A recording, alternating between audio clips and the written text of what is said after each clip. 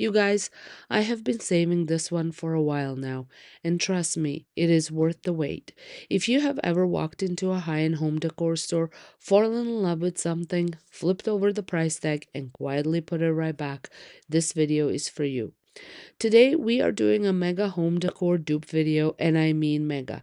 We've got furniture makeovers, faux pottery, beautiful wall art, and some vessels, all made right at home, all for a fraction of a designer price. No specific crazy budget needed, just creativity and a few simple materials.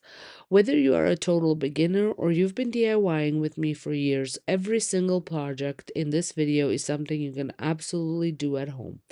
And the results, honestly, they look so good, even I have to remind myself I made them. So if you're new here, welcome. I'm Sonja, and this is where we make luxury happen on a budget.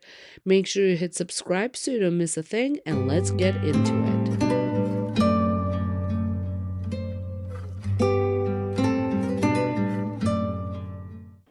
The first project that I'm going to be creating, I have a tremendous savings here for you.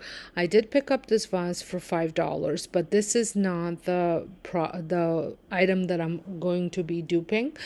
Over on Pottery Barn, I had found this vase, this look actually, the vase with hydrangea bundle, and the hydrangea bundles here is $70, but I really love this whole look, and that's what I'm going to be recreating. So as you can see, my vase was a little bit taller and a little bit thinner, but I think I can achieve that same look.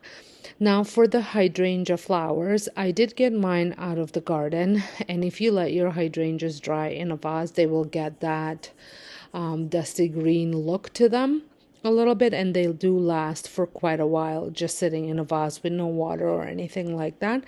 But I did look over on Amazon, as well as I've seen a couple of the one Temu had a few for a lot less than $70. I think the most expensive one was on Amazon Canada for about a 40, but you get a much larger bundle. So look around your garden. You might find the fall foliage that you like, and it looks really nice in your vase. So to get this vase painted, I am going to be, so as you saw, I mixed white and creamy color paint. This is chalk paint, so it's a lot thicker. I was going to add flour to it to make it even more thicker, but my cream colored old ochre chalk paint was pretty dry, so it was actually quite thick, as you can see. The reason why I mixed the two colors is because the old ochre was too yellowish, and the white was too bright. So I just wanted to kind of tone down the brightness of the white. So that's why I mixed them. And I am applying a fairly thick layer because I want that thickness to show in the vase. So I forgot to mention that I will leave the links to the Amazon hydrangeas that I found in the description box in case if you wanted to venture out and get some for yourself. Also Dollarama, if you're located in Canada, I've seen hydrangea flowers there as well. I've never seen them at Dollar Tree, but definitely at Dollarama. At Michael's store, I did not see that color, although I do know that my mother-in-law had gotten herself some hydrangeas like that a while back, so it's worth looking into it. I was just checking on the website. I think making over vases is one of the most affordable ways to add those look for less high-end dupes to your decor, because they tend to be a lot cheaper at thrift stores, and usually you can find the style of them like the high-end stores have them, and with a little bit of paint you can achieve that high-end look. So right now I am just trying to blend, so there's none of the brush strokes are showing, and I'm just using a crafter sponge to do that. Since I like to show you everything, I will show you this step as well, but I do find that this did not really add much to the vase.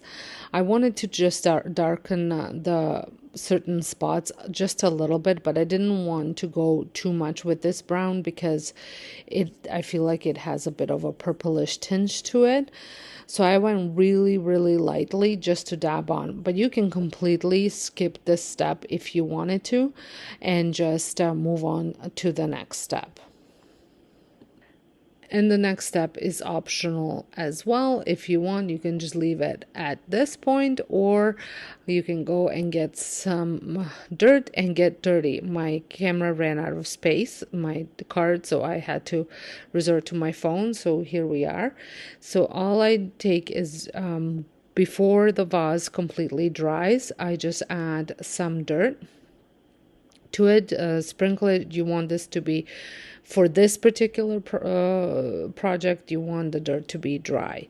I've done projects where the dirt is wet and then it just kind of paints everything, but then you can't sprinkle it on and the vase has to be dry. So I let this dry completely, and then once it's dried completely, I take a brush and I just brush the dirt off and kind of try and blend it in a little bit. And that's it. And now I went out to my garden and clipped some hydrangeas, added them to my vase, and here it is on my shelf. I think it turned out so nice, and I think it's a pretty close dupe for the one at Pottery Barn and for a lot less. Starting off with a pendant light, and I just want to say that these are all items that I currently had in my bathroom but decided to give them a new life because I had completely redid my bathroom and I didn't want to go out and buy all new pieces. Instead, I had upcycled these to fit the new style. So first thing I'm going to do is clean this up, just dust it off and make sure there's no dust on it, so because the paint won't stick. I will be using a bare chalk spray paint in black, as well as some gilding wax and some paint. Now I did not show the paint. The paint I've decided to use as the project went on, which I will let you know in a little bit how that went. So I take this apart once it was cleaned, and then I took some more cleaning and cleaned the inside of it as well, kind of behind the little glass shades. So once that was fully cleaned, I ended up spray painting the whole piece with that black bare paint, spray paint. This is in flat because I do not want it to be shiny. And every time you turn it around, you just want to make sure that the other side is dry before you flip it. And with the spray paint, it really does not take that long for it to dry. I just want to mention that I recorded this video in, I think it was late summer. It just didn't find the right time to share it, and I thought a lot of people are taking winter months to spruce up their space, and this is such an inexpensive way to do that because all you really need is some paint and some elbow grease. So here is the gold paint that I'm going to be using. I kind of tested it out to see which one I liked.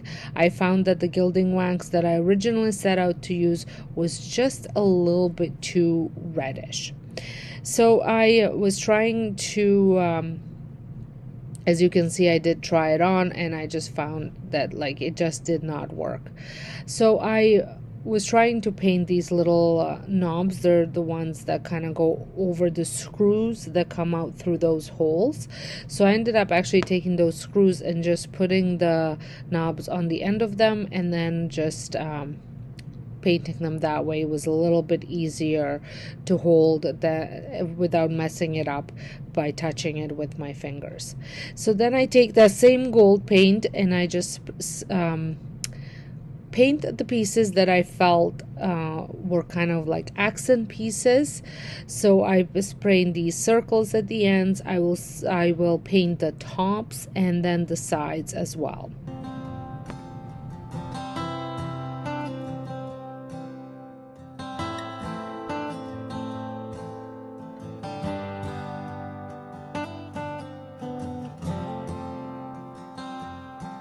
I'm not hiding anything. I think you know me too well. I'm always coming up short on words. You should know that. If you're stopping by my channel for the very first time, welcome. Here on this channel I share tons of home decor DIYs as well as thrift store flips and Dollar Tree seasonal decor DIY. So if this is something that interests you, I hope you consider subscribing, pressing the notification bell so you don't miss out any of my future uploads. And those of you returning, thank you so very much. And if this is the first video you're watching for this year, well, I just want to say Happy New Year, and I hope your year is to a fantastic start. Now we've been down this road, so I'm not sure what you think you heard.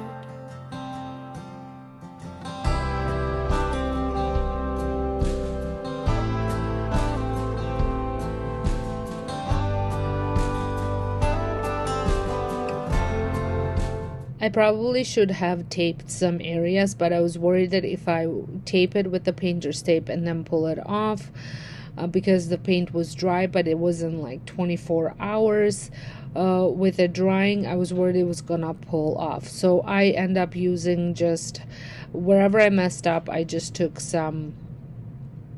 a paper towel, blocked the area off, and just added a little bit more spray paint. You could also spray paint a little bit of paint into the lid and then just go with a paintbrush to touch it up. I will let you walk away if my eyes can't convince you that I'm still in love since you first took my hand on that sweet summer night. And if your heart cannot trust me, then I say this must be the start. I just love the way this turned out, and it looks so good in my new powder room. Today I am so excited to show you how I'm transforming a budget-friendly Facebook Marketplace find into a stunning dupe of the Lorraine rectangular coffee table from Pottery Barn, which retails for a whooping $19.49, but currently is unavailable at Pottery Barn, so who knows if it's going to come back. Now, I picked up this table for just $20, and even though it's a bit smaller, it was totally giving me those high-end Pottery Barn vibes. In this tutorial, I'm going to show you how to give it that luxe designer look for a fraction of the price. So let's get started. First things first, I'm starting with stripping the table. I'm using a stain remover I picked up at Home Depot. I just poured it on and spread it evenly with a rag. Once the entire table was covered, the directions said to let it sit for a few minutes, so I did just that.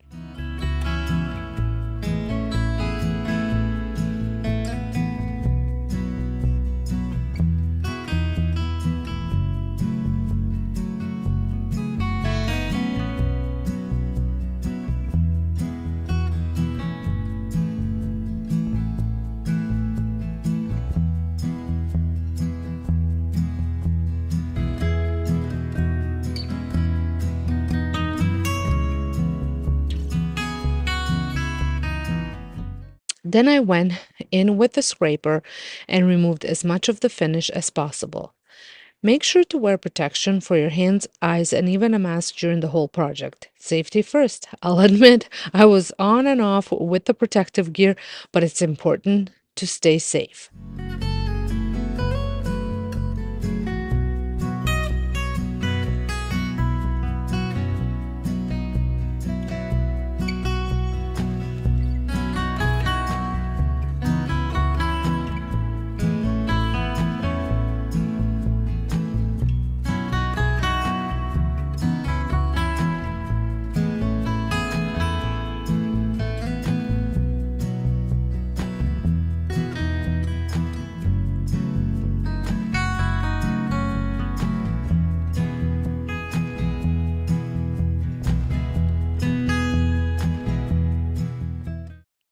And here is what the table looked like after stripping it. It did an okay job, but now it's time for some sanding. Sanding definitely took a while. I started with a 40 grit sandpaper, then moved on to 80 grit, and then finished with 220 grit to really smooth it out. For the leg spindles and those hard to reach spots, I had to sand them by hand, which was pretty time consuming. So I decided to save myself some effort and just paint the spindles instead.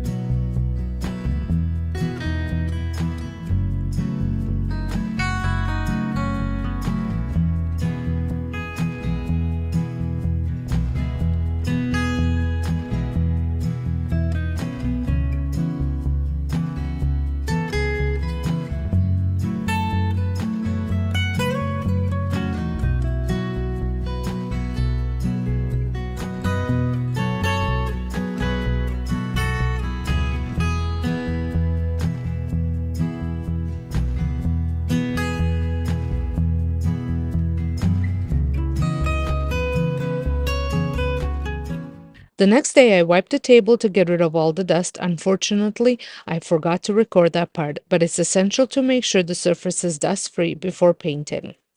Once it was prepped, I mixed any Sloan Old Ochre paint with water, using 2 parts water to 1 part paint, and did a light whitewash on the table's top and bottom.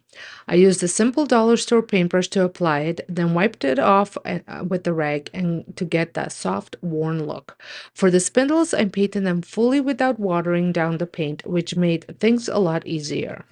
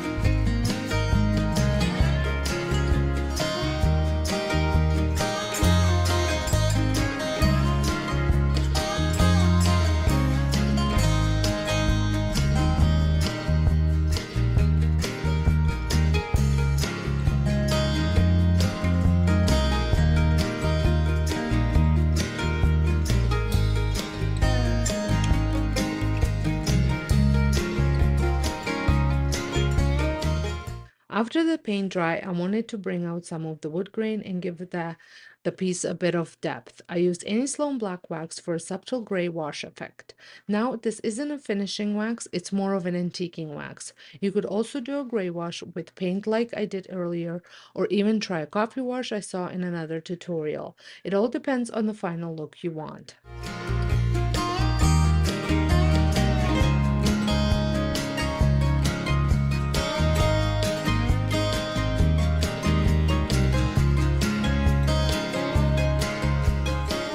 When applying the wax, I did it lightly, brushing it on and blending it with the rag to keep it looking natural and subtle.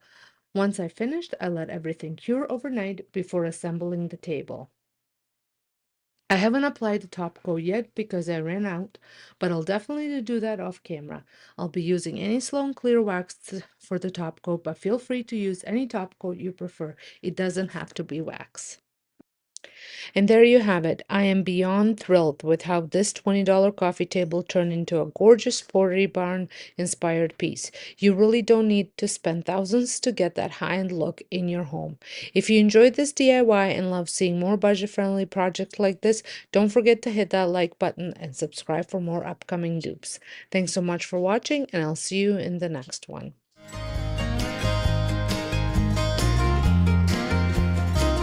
For my next DIY, I am using a thrifted vase. I picked this up a long time ago. I've been using it around the house decorating, but I was just finding that the clear glass wasn't really working for me. To add to it, I'm going to be adding some of this rope, and I'm going to be again using the same beige paint that I used for the first project. I'm using that paint for all the projects that I'm making right now.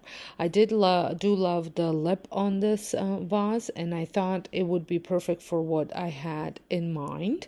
You've probably seen all of these vases if you do check out Olive Atelier. He has a ton of vases, a ton of vessels, and some of them have this rope design on them.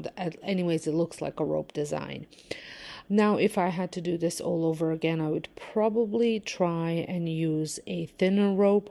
However, I had this rope, I had thicker rope, and then I had a really thin rope, nothing in between. So I made it work with this one, but like I said, if I was to do it again, I would probably try and get a bit of a thinner rope, maybe a little bit thicker than a twine, but not as thick as this one.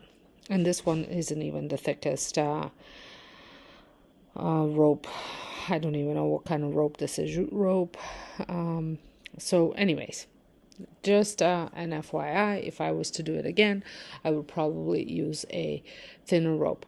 I'm spacing this out, kind of eyeballing it, not really any rhyme or reason how I'm spacing it, because I do feel that all of the pieces that he does sell appear to be handmade. So and we know that handmade products aren't in perfect shape or perfect spacing or perfect color or anything. They have a lot of imperfections. It's what makes them so great. So that is what I was going for right here as well. And like I said, I will include as you saw, include the kind of inspiration pieces for my project, so that way you can see where that ideas came from.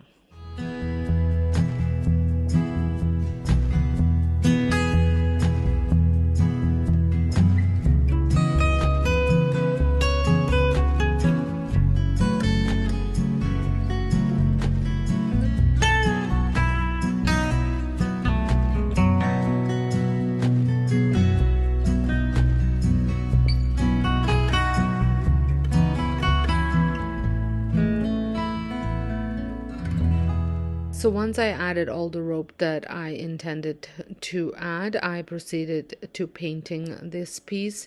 Like I said, I am using that beige paint that I had painted the first project. Now that this beige paint, I just picked it up at Lowe's. It was I was looking for beige paint, and I came across it at their discount shelf because I guess it was mixed up wrong. So I went ahead and just picked it up because I just use this as base coats for most of my projects. And the brush is just a normal brush that you would buy at Lowe's, nothing special.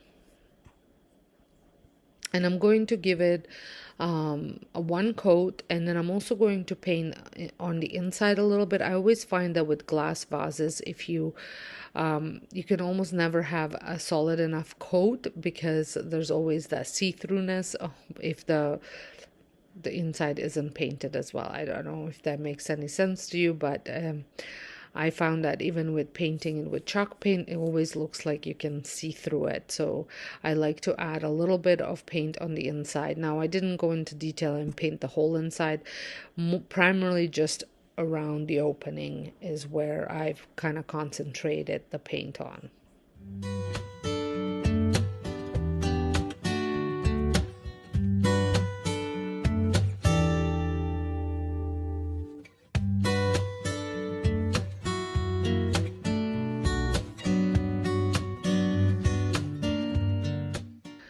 So once I finished painting it, I did let it dry completely before I went ahead with the next step. And for the next step, I am going to use some dirt and a paint in kind of a sage color.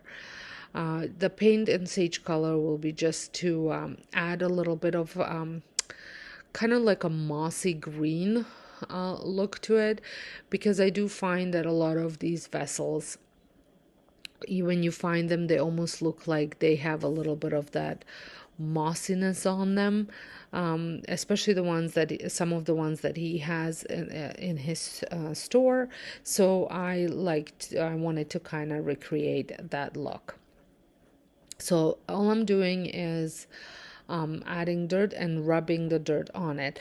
Now, I did not want to do this when it was completely wet because I was worried that the paint was going to just come right off. It was coming a little bit off anyways, just from rubbing, but I was worried that if it was completely wet, that it would have came off.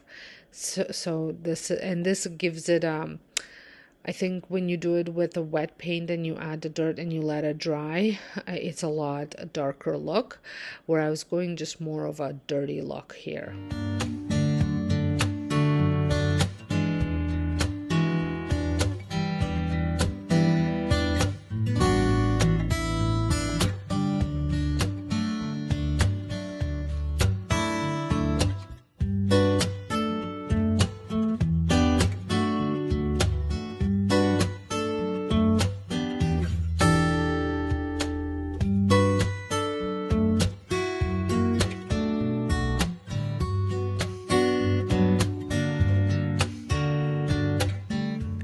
So this is the paint that I am going to use, and it has a bit of a suede texture to it. And I just put it a little bit on a paper towel, and I'm dabbing it into dirt just to pick up some of that dirt as well into it, and then just dabbing it into areas where the paint kind of came off. So I'm applying a heavier coat, and then I'm just going to blend it out all throughout the rest of the vase.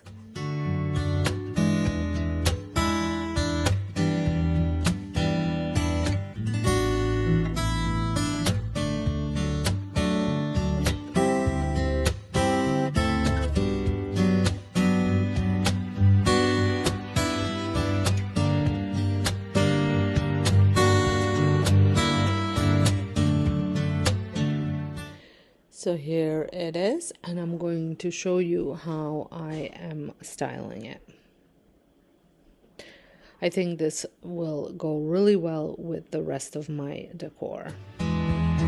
So I have decided to use the Bristol brush for this, and I'm going to take my price tags off.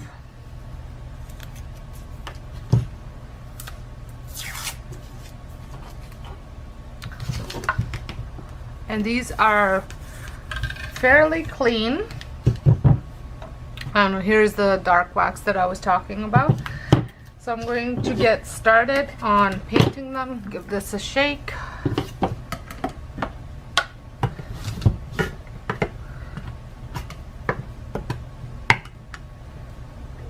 So here's the paint. I think it's very pretty.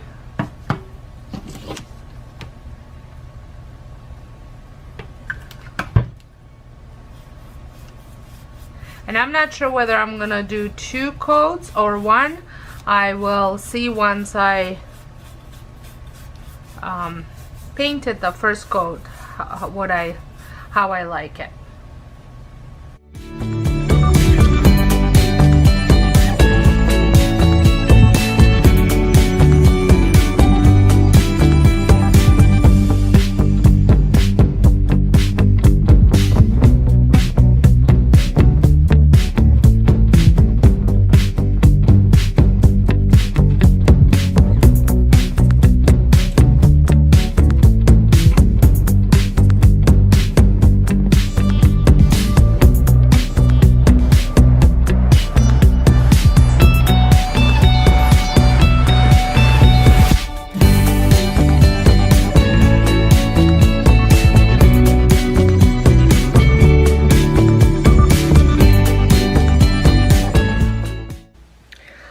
I have applied 2 coats, and now I'm going to put some of this dark wax on it.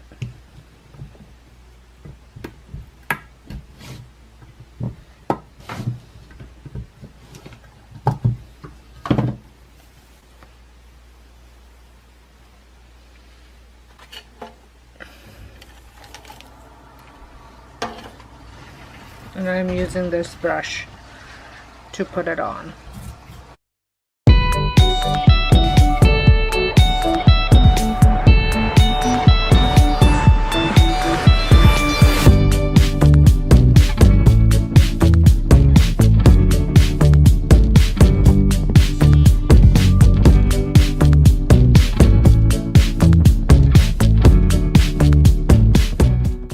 And I'm using these reusable wipes to wipe it off.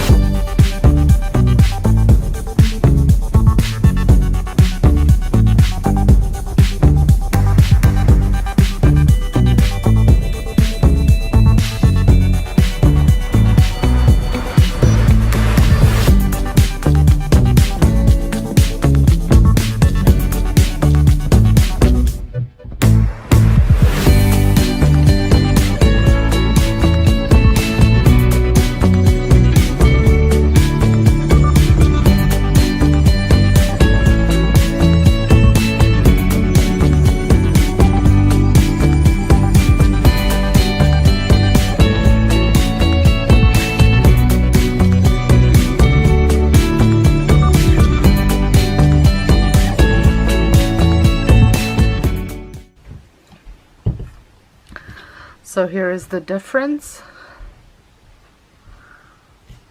I really like the way the dark wax accented the piece. I'm going to repeat the same process for this one.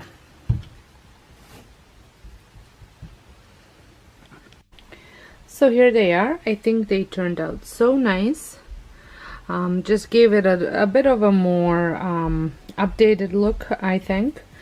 And the dark wax definitely accented some areas, which is what I was looking for.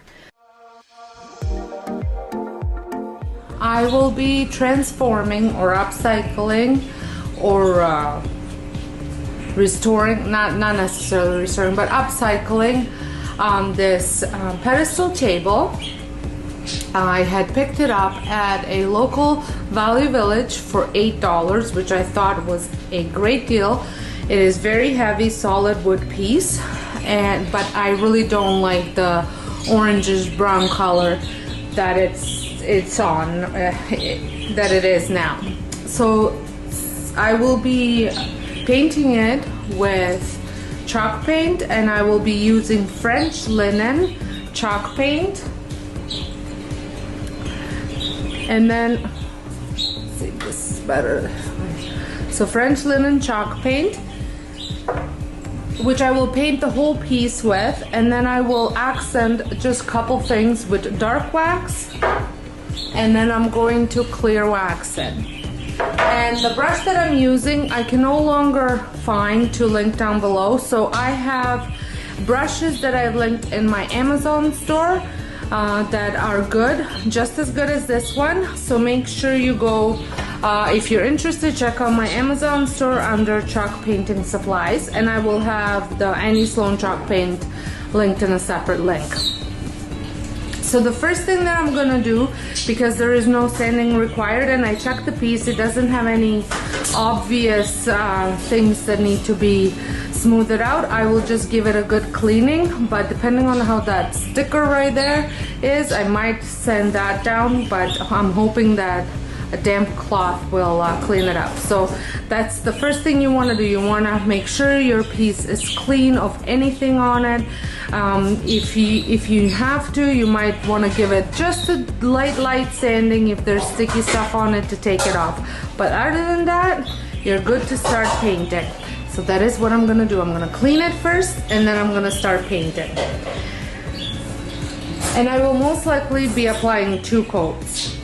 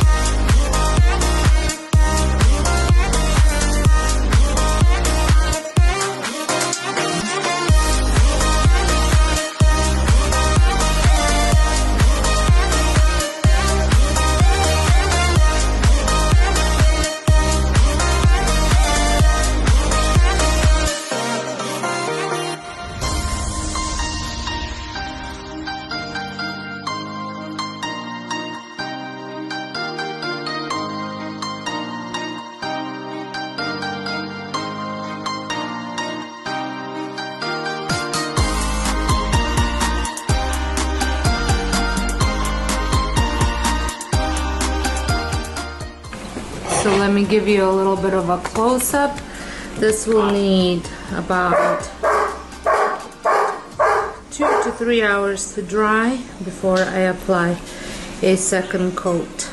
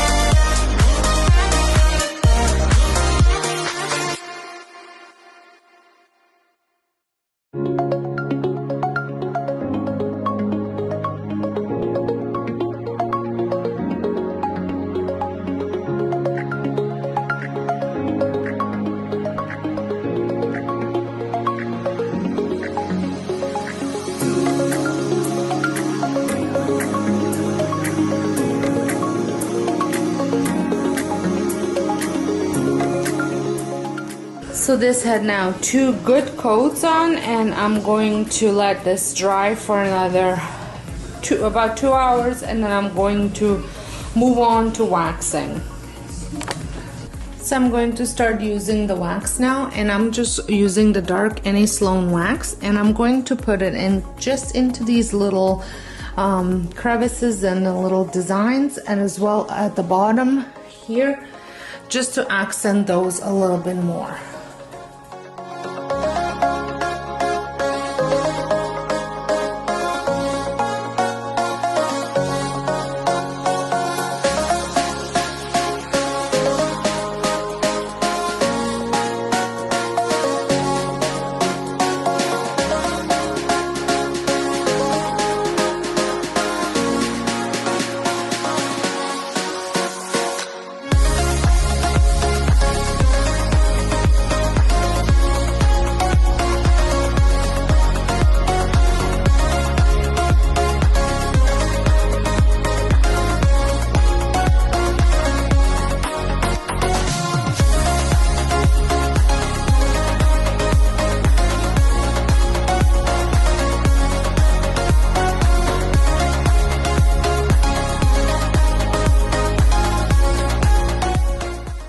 So at this point I have decided that I was going to actually dark wax the whole leg, not just the accents, because I love the way it was turning out. So I just continued throughout the whole leg.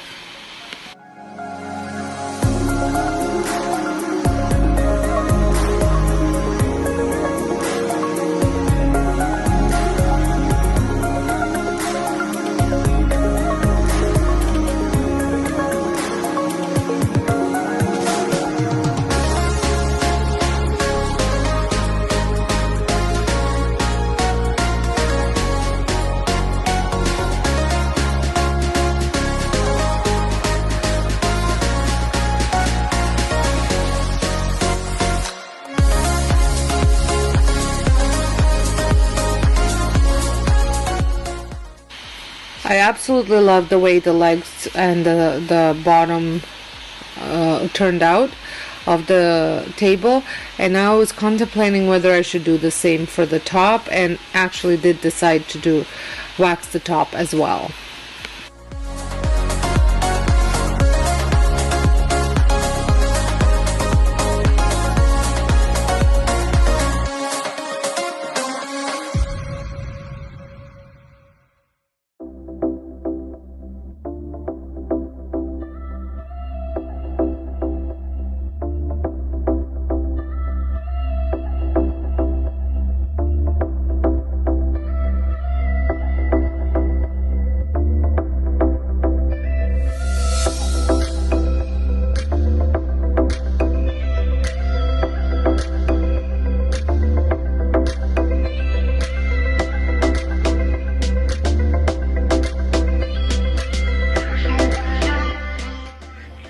So I have decided to stain the top as well, as you saw, and I absolutely love the way this turned out. I will be adding the clear wax once this dark wax had time to cure a little bit, just maybe an hour or so. And then I'm gonna let the clear wax cure for a couple days, and then I'll just buff it out.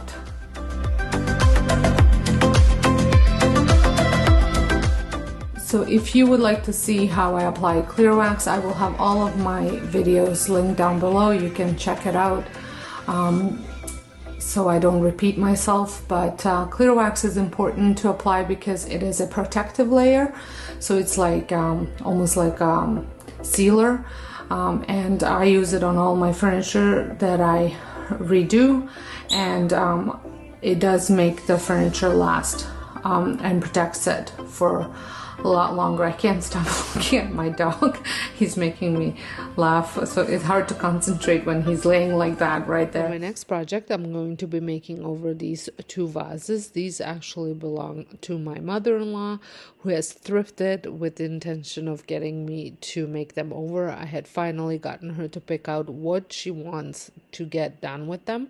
So I'm going to give them a base coat just to have an even starting point, and I'm doing this the fastest way, which is spray painting it with this satin black spray paint, and here they are spray painted. That way I don't have any of those lines showing through. Then once inside and when completely dry, I mixed up some of that black acrylic paint with some flour just to get a lot thicker texture, because we are going to be trying to recreate this look from Pottery Barn. It is this Cortland vase from Cortland Vase Collection. As you can see, it has a little pattern on it, and she really liked that pattern on this vase. So I'm going to try and create that with some luck. And she couldn't remember exactly how much she had paid for her vases. She believes it was $15 for both, and as you can see, regular price these are range from $112 to $141, but on sale is $78 to $99. So quite a bit of savings for her, $15, and then a little bit of paint that I have used. So like I said, I'm going to mix the black paint with the flower, so that way I can create that design that she is looking for. So one of the reasons why I have decided to spray paint that as well was because once I'm going to be creating the design, which I will be doing it with a pencil. You can do it with a chopstick, or one of those skewer sticks, or any thin object that can give you nice thin lines. I just had a pen on hand, so I am using that. But that way, when you are doing the lines, underneath, it's not showing the original color. It is going to be that black base color that I spray painted on.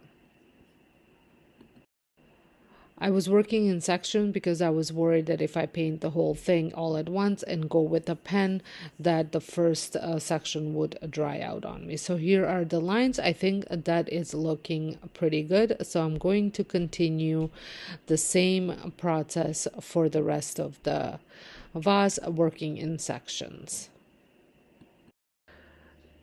So I am just finishing this here, and I will be doing the other one as well, the taller one, but I'm not going to bore you with the same process because it's exactly the same, but this way you can see how I did it for both of them.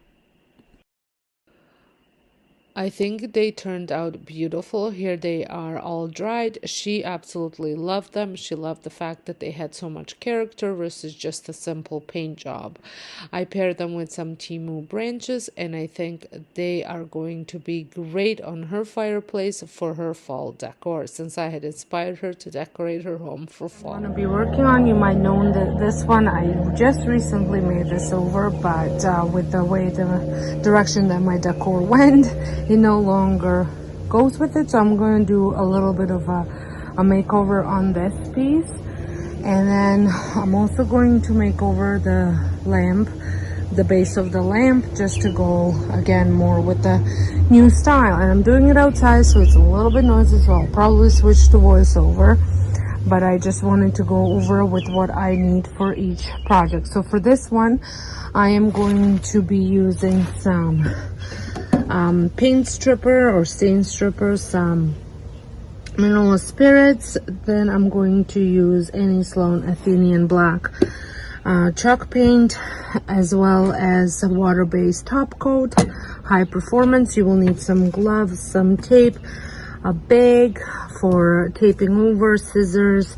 I'm also going to use any Sloan warm gold gilding wax, something to scrape the stain off, which is I like using this, some, like I said, sanding stuff, a brush and gloves, so I did that, and then some paper towel and a sponge brush to apply the sealant on top. So the first thing that I want to do for this piece is take the little knob off, a little handle off of the drawer, because I will be adding some gilding wax. And I just want to say my outfit today is on point. I have ruined so many pieces of clothing in this renovation that I am no longer allowing myself to wear anything decently looking for when I'm doing any type of painting, staining, or anything like that. So I'm literally wearing my grubbiest clothes I can possibly find. So like I said, don't mind the outfit. So once that is off, I took that garbage bag and I just cut it up so I can open it up, and then I taped it around the legs of this piece, that way just so I protect it when I'm using the paint stripper. So now that everything is taped up, it is time to add some gloves and spread the paint stripper all over the part of the furniture that I'm going to be stripping. So I'm using just a paper towel just to spread it around, and I'm going to let it sit for just a little bit. Now I'm not sure how at this time I wasn't sure how it was going to react, because I was doing it outside and it was warm. It wasn't overly hot, but it was warm. So I did end up adding a little bit more paint stripper after, just because this one dried a little too fast for me. To take the stain off, I did start using that scraper that I was showing you. Usually that works really well. However, for some reason, it wasn't really working that great on this piece of furniture.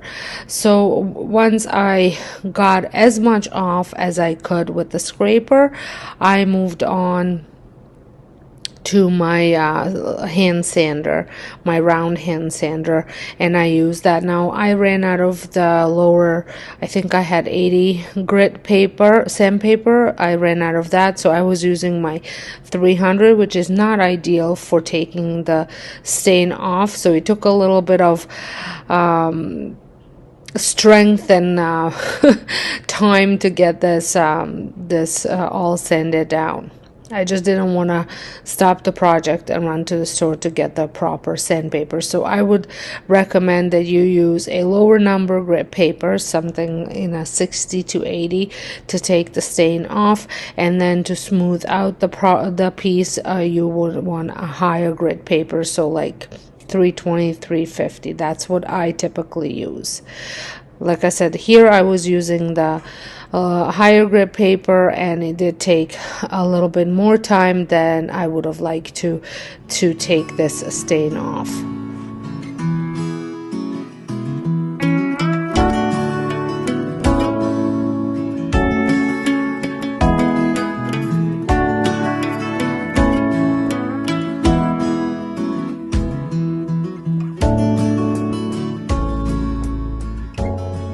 Once I sanded everything with my power sander, I ended up getting into little nooks and crannies with just a sandpaper, just because it was a little bit easier to do this by hand than with the tool.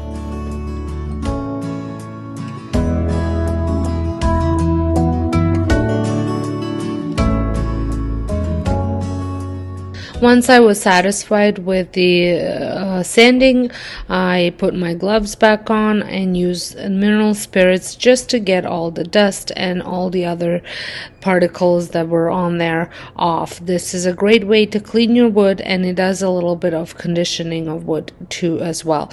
If you ever run out of, if you don't ever have a wood conditioner, a good wood conditioner is also equal amounts of mineral spirits and Warsaw, and that will condition your wood as well, if that's something that you're looking to do. I don't typically condition my wood, but maybe I should. So while the top is drying from the mineral spirits, which didn't take long at all, I took the bag off, and I am going to paint all the blue parts and some of the wood parts as well that I decided not to sand down with my Annie Sloan Athenian black chalk paint. And I only did one solid coat of that on here.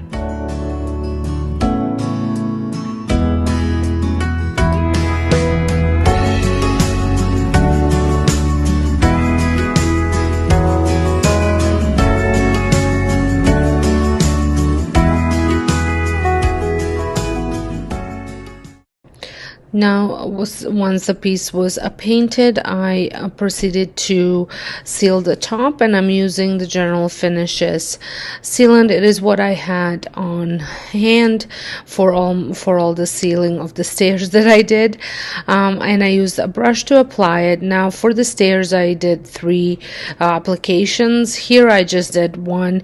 Depending on how much you're going to be using your piece, that's the more coats you apply, the better the seal is. I will just have the lamp on here, so it's not going to be used overly much. So I just did 1 coat. If you do more coats than 1, make sure that you sand in between with that high grit sandpaper. Now the last thing that I did was I applied that gilding wax on top of that little handle for the little drawer, and I just used a dollar store brush to apply it. I did end up rubbing some of it off just to give it a bit of a rustic look. I do love how this piece turned out. I would love to know, if you watched my previous makeover of this piece, which one do you like better? I think this one will go with the new decor style that I'm going with much better, but I did love the blue and the dark wood as well. And don't forget to add wax to the bottom of your piece as well. Or you can also add that sealant that I added on top of the wood. You can add that on top of the chalk paint. That will just protect the whole piece for a lot longer. Vase. So this is not necessarily an Easter project or spring project, but I will be using this vase to decorate my home with some tulips, and I thought it was fitting because of the spring decor that I'm going to be using it in. So I'm going to give this vase a coat of this charcoal gray paint. It's a chalk paint. I love painting with chalk paint because it usually you only need one coat. I did need to mix mine up a little bit because it was some of it settled, so it was very watery. So once I gave it a good stir, I was able to paint this with one coat. I picked up this vase for, I think it was $3 at Value Village a while back, and I particularly liked it because it had the grooves on it. And what I wanted to do with this vase, when I was looking for a vase, I wanted it to have grooves because of what I was planning on doing with it. So once you have fully covered your piece, like I said, it took me one generous coat to get that accomplished. I will be adding some dirt. I have some dirt that I put in the house, I think at fall, so now it has had a chance to dry pretty good. When I was using it for one of my fall projects, it was quite wet, but this time it was dry, and I'm going to, while it's wet, cover the whole piece, and then I'm going to let it completely dry before I move on to the next step. This type of DIY, I've seen so many of them over on Instagram, I think more so than on YouTube, just myself. And the vase is a high-end dupe for sure, because these type of vases at Pottery Barn or even I said Anthropology Home or Our House, I don't know if Our House has them, but anyways, they are quite expensive, in hundreds of dollars, and mine was $3, and I had all the supplies. So once it had completely dried, I'm just taking a brand new clean brush, and I am just brushing the vase completely, trying to get all that loose dirt off. I will also be taking a rag and just rubbing it off as well in some spots, just so it's rubbed off more in some spots, less in the other, just to give it a little bit of depth and definition, to give that rustic look. I love these type of makeovers. Like I said, I've made a couple of them, not necessarily with well, even with dirt, but I have made them with sand. I have made them with flour and cornstarch and all sorts of stuff, and I just think it just gives all the pieces that you're making over more of a rustic look. I especially love doing these type of projects with Christmas ornaments. I think that's one of my favorite things to do. So here it is, all done, and I absolutely love it. You could go one more step and spray it with the sealer, I might do it later. And then here it is with tulips, and I think it looks really nice. I'm going to be using it on my coffee table in my family room because I had a taller glass there with some flowers, and my husband continuously complained that he couldn't see the TV. So the shorter vase will have to be here from now. So the next item that I'm going to be working on are these candle holders. They were the wall mount candle holders, and I love them. Back when I bought them, I got them off of clearance at HomeSense. I thought they were so good on my wall when I first got them because they had that little bit of a vintage farmhousey look. But now that I have completely changed the look of my bathroom, they no longer worked. So I am going to figure out the gold paint. I will just end up using the same gold paint that I did before, and I think that was spun gold in acrylic paint. And then I'm going to use that same black spray paint to spray paint the pieces. I will be spray painting only the wood parts, not the iron parts. And but again, you want to make sure that they are fully cleaned off of any dust particles or anything that could be there, because the paint is not going to stick. So this spray paint cost me $13, and the paint that I was using, for the gold paint that I was using, was $1.25. So that is the price of this upcycle. Your eyes keep wandering away. If you made up your mind to leave this behind, then I can't force you to stay. Like I said, it did take me a little while just to kind of figure out which paint to use. I did this actually before I painted my I'm just doing these kind of backwards a little bit, but I did figure out the paint that I was going to use before I painted my light fixture, just so that way my golds do match that I am using here. This was the one thing about this project. It did take me a while to paint the iron pieces gold, but it was so worth the time that it took. My eyes can't convince you that I'm still in love since you first took my hand on that sweet summer night. And if your heart cannot trust me, then I say this must be the start of us saying goodbye.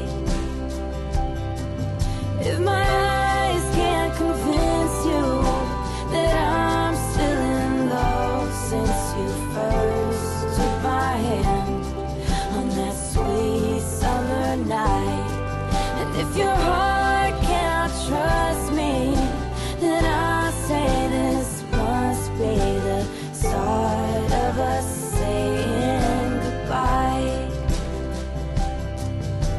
Start of us saying goodbye. So I didn't want to bore you with more painting. So once I was finished painting this one, I proceeded to paint the other one. I just did not share that part with you. These look so good on my wall and match perfectly with the rest of gold accents that are in this bathroom. Pottery Barn textured earthenware vase, which retails for a whopping $99, but we're making our own for just a few dollars. I'm starting with a thrifted vase that has a great shape but definitely needs a makeover. To achieve that high-end textured look, I am applying drywall compound all over the vase using a putty knife. This is a trick I use often because it creates a beautiful organic texture that mimics expensive earthware. If you don't have drywall compound, you can also use baking soda mixed with paint for a similar effect, or even plaster of Paris mixed into a fairly thick texture. Moving on to the vase, once the drywall compound was applied, I did not wait for it to dry before creating the lines. I used a comb to make the lines evenly distributed, referencing my inspiration piece as a guide. This process was very therapeutic and I really enjoyed it.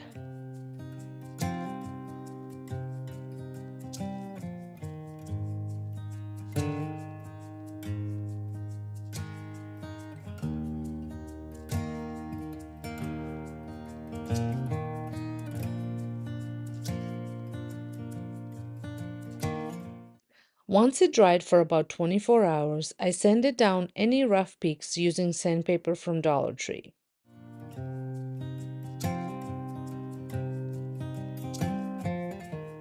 The final result turned out stunning, and I think it's a very close match to the Pottery Barn inspiration piece for just a fraction of the price.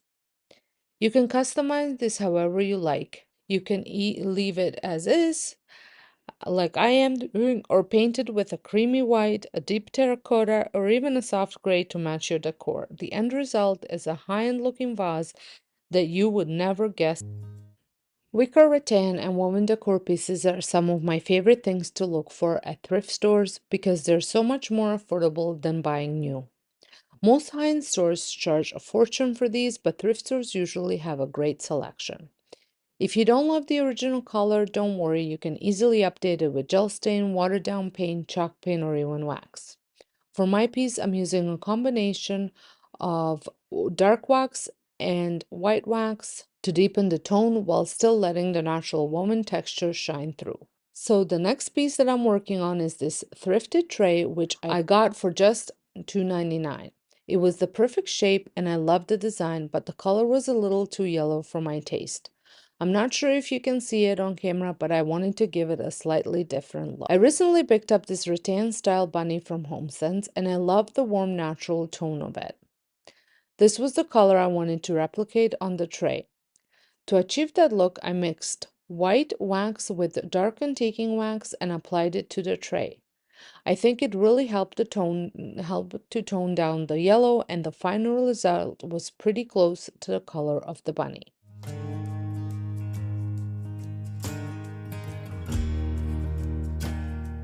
Like I said, trays like these can be so expensive in stores, so I always keep an eye out for them at thrift stores. This one was actually picked up for me by Sandra. She was out thrifting, sending me pictures, and I grabbed it for me. Sometimes having a personal shopper really comes in handy, and I'm so grateful for Sandra. One thing to note about using wax, it does take some time to cure. Right after applying it, the tray felt a little sticky, and the more I handled it, the more wax rubbed off. But after about 24 hours, it was completely fine. I used the rag to wipe off some of the excess wax and then reapplied a little bit more in certain areas to get that perfect finish. This is such a great way to incorporate warmth and natural elements into your decor, and the best part is that not two pieces are ever the same. For the last DIY, I've been so excited to recreate this for a while now. I've been searching for vintage salt and pepper mills, but I couldn't find any in secondhand stores, thrift shops, or even antique stores. Online, they're quite pricey. On Amazon, they're over $200. So when I came across two of these at thrift store for just $5.99 for both, I knew I had to give them a makeover to achieve the vintage inspired look I wanted. I took inspiration from a tray I recently purchased, which had this beautiful aged gold finish, and I decided to recreate that look on the mills. I started by spray painting them fully in metallic gold for a base. After that dried, I began layering on different shades of gold, soft gold, yellow gold, and a touch of black, using a craft sponge and a brush. However, I quickly realized that the surface was too slippery and the paint wasn't blending the way I wanted it. I switched to using a paper towel and it worked perfectly. The texture of the paper towel allowed me to dab and blend the colors seamlessly, creating a more natural vintage look. To ensure the finish wouldn't rub off, you can seal everything with the matte Mod Podge layer. This will also give the surface better grip for blending the paint. The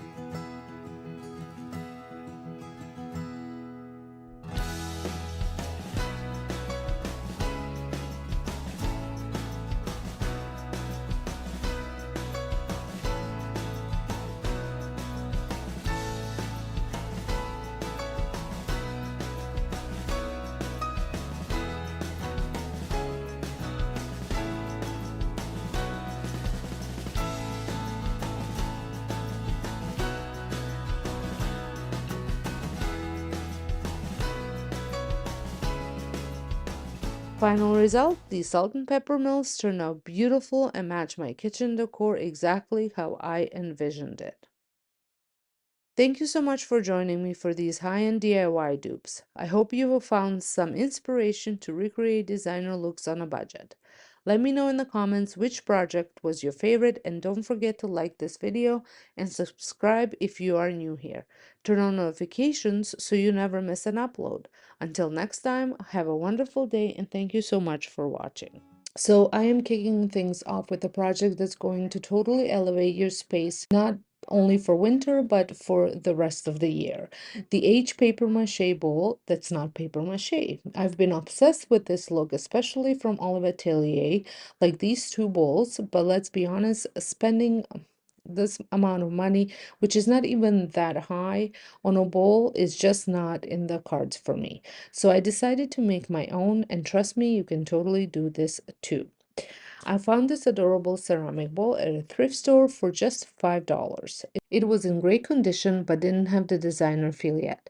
I gave it a quick clean and then added a layer of Mod Podge. This step will help the plaster adhere better and give it that smooth, seamless texture that you see in the high-end pieces. Next, I mixed up the plaster of Paris with water to create a thick, creamy consistency. I was quite happy when I found this plaster of Paris in the dollar store for $3. I can make this $3 go a very long way. As now, fun fact for you, I've actually used this plaster of Paris for a few daycare craft activities with the kids. It's a great safe material to work with and they love how it feels when they make their own creations. It's an easy way to add texture and depth to their little project and it helps them feel like little real art. If you're a daycare provider like me, you could totally use it for making little pots, bowls, or even ornaments. It's so versatile and fun for all ages. So, as I was saying, I created a thick, creamy consistency, and you want it to be thick enough to spread on a bowl, but not so thin that it drips. I started with a thinner layer, just covering the surface. The ratio for this first part of the mixture was 1 to 1, 1 cup of plaster to 1 cup of water. And I did not wait for that to dry. So I started with a thin layer, just covering the surface. And I did this on the outside and on the inside.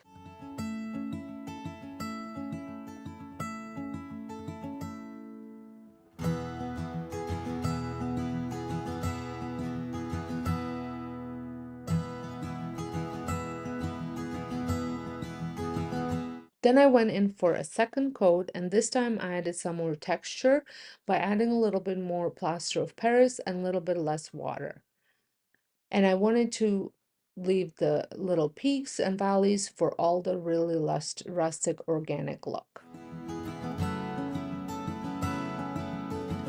For my second coat, I mixed up 1 cup of plaster of Paris and then half a cup of water.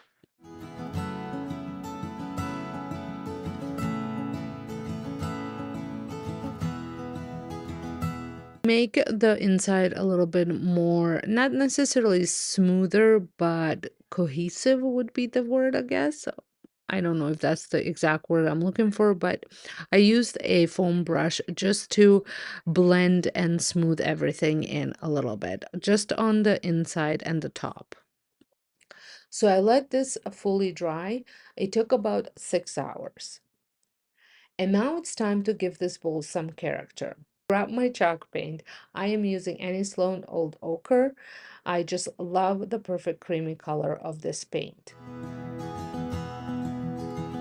I painted it all over and let this dry. You can use any cream paint. It does not have to be chalk paint.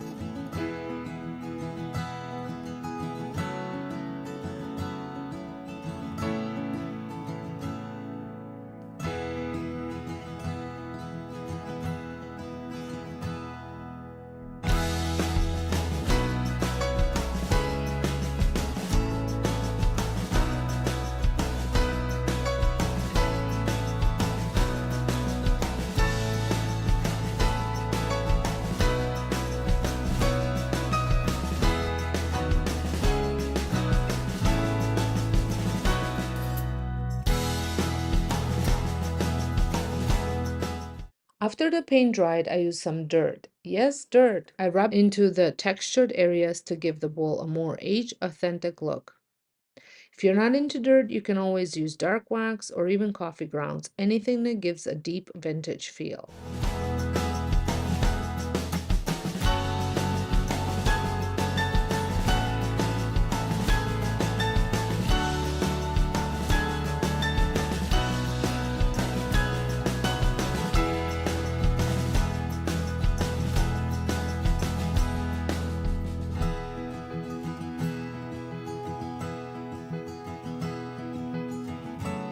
Look at how gorgeous this turned out. It's the perfect statement piece. And for winter, you can fill it with pine cones or fall greenery and for that perfect cozy winter vibe. I added some fall apples and pears to it in my kitchen, and I absolutely love the look. It adds texture and warmth to any table, mantle, or countertop. And the best part, I didn't spend more than $10 on the whole thing, which is a fraction of what this would cost from a designer store. All right, so next up, let's make something that's both functional and stylish, a designer-inspired match holder. This is a super simple project, but it's one of those little details that can completely elevate your space. Over on Amazon, I got the inspiration from these two different jars. One was very similar to mine, and the other one, I just loved the look of it and how they added a little label. So I'm going to try and recreate, kind of mix and match both of these in mine. I love the idea of having something cute yet practical on my countertop, so I started with a small glass jar. So I love that the glass jar has the lid, which makes it feel so much more polished. I cleaned it out and gave it a quick once over to make sure it was perfect for the matches, meaning I removed the stickers. First thing I did was add the matches to the jar just to make sure that the size was perfect. I would have much rather had a white or a black tip versus a pink tip, but here is what we have right now. Now for the functional part, you need to be able to strike these matches. So I cut a small piece of the striker strip from the matchbox and removed the cardboard backing, and I glued it to the bottom of the jar's lid. I did trim it to fit the jar's lid. This way you can easily strike a match whenever I need to light a candle or fireplace. Okay, when I need to light a candle without scrambling for a striker. And by removing the cardboard, it made sure that the jar sits um, evenly on the surface.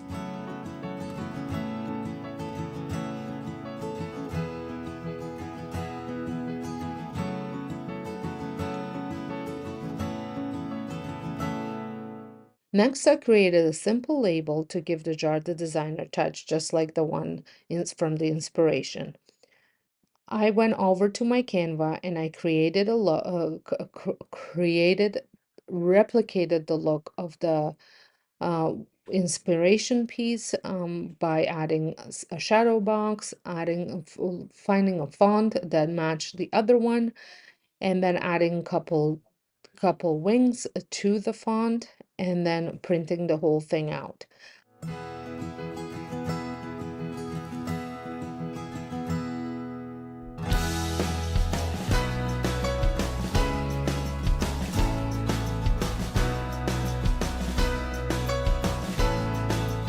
I cut it out and I used Mod Podge to attach it to the jar, and then I added Mod Podge over top of it just to make sure for durability. It's such a small detail, but it makes a huge difference in elevating the look.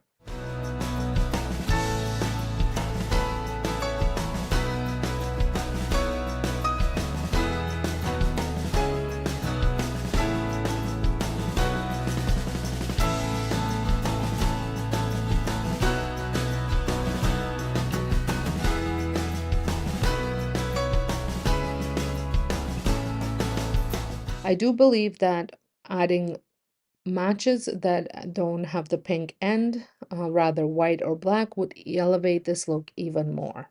It's both practical and chic, and I also love how personal it feels with the simple label and the vintage touch.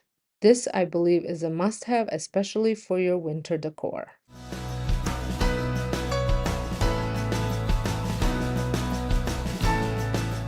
I've been wanting a lamp like this for such a long time, but every time I looked at the price, it just wasn't happening. I couldn't find one that was decently priced, so I thought, why not make one myself? I'd love to know what you guys think about this project. So for this last project, if you're following me on my channel, on my home channel, I've talked about getting a new lamp for my hallway table. I found this one for only $6.29, which I thought was a great price. Then I had to go find a lampshade for it, and that was another $5.49. So for under $12, I had a brand new lamp. To me, the color wasn't bad, but it didn't match my style at all, so I knew I would have to customize it. I was going for more of a rustic, all black, brown type of thing vibe. Here is a photo. Here are a few photos that what I had in mind. The shape is quite similar to one I found, but mine was a little bit slimmer and taller. And this last one has the color kind of that I'm going for. So I thought I could make it work with just a little tweak of colors or a little bit of blending.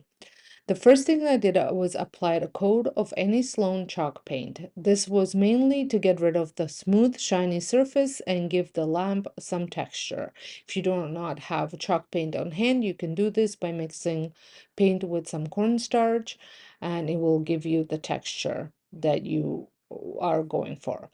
I just painted one single coat to cover as much of the original color as possible.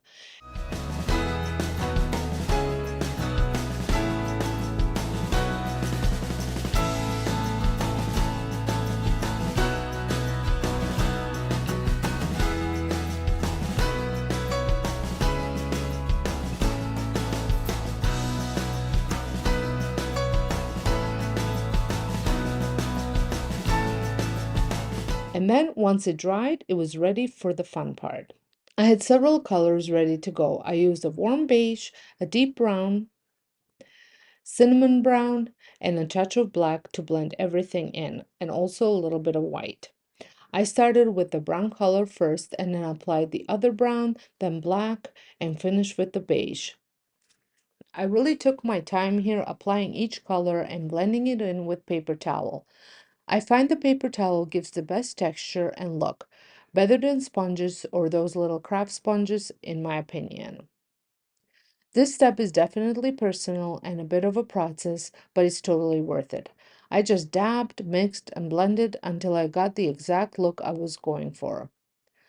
It was all about creating layers and depth, and you are curating a look that suits your style.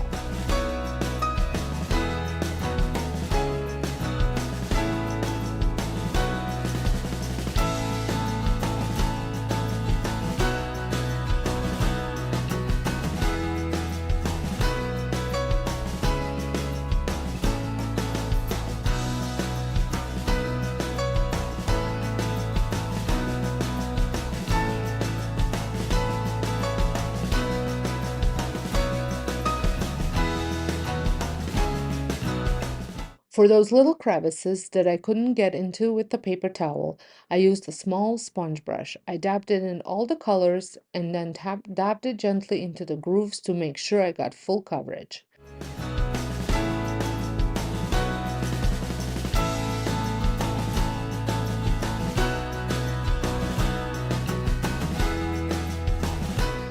I also decided to paint a little part black, this little part black, because you can kind of see it from a certain angle.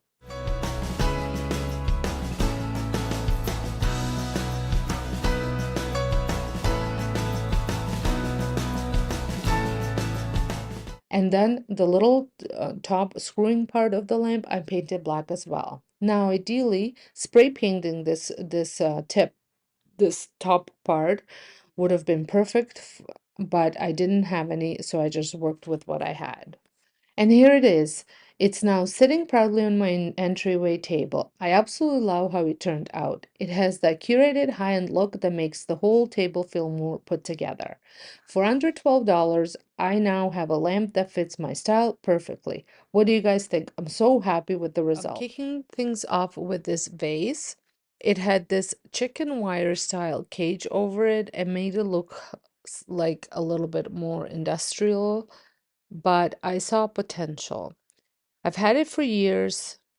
It was recently tucked away in storage, and when I came across this gorgeous boat ride vase on Pottery Barn, this stunning moody blue with rusty looking base, I knew exactly what I wanted to do. That one is normally $149, and even on a clearance, it's still $118.99. But mine basically free and about to get a serious glow up. First order of business was to remove that cage. Couldn't find my wire cutters, story of my life, so I grabbed some shears instead. The wire was soft, so it actually came off pretty easily. Once I got the cage off, I pulled out the vase, gave it a good clean because wow, it was dusty, and took it outside to start the transformation. For the rustic base, I used a glossy leather brown spray paint. I sprayed the bottom third or so of the vase, leaving a little extra in case I needed to blend it later.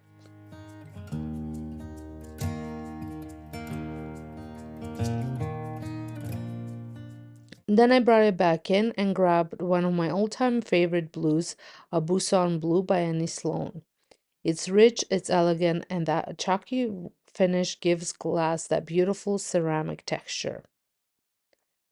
I painted the rest of the vase, stopping just above the brown base using my Dixie Belle's Best Dang brush.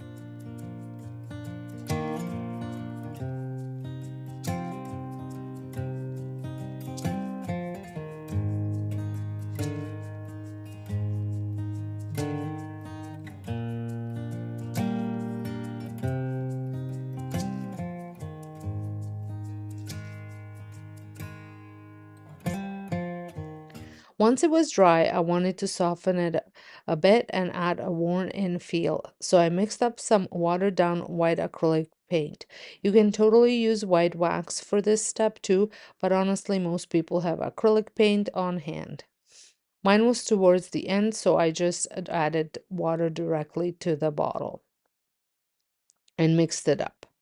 I squirted it on the vase first, but I didn't love the way that was going, so I dabbed it on with paper towel, blending it until it looked like it had always been there, like it was meant to be this way.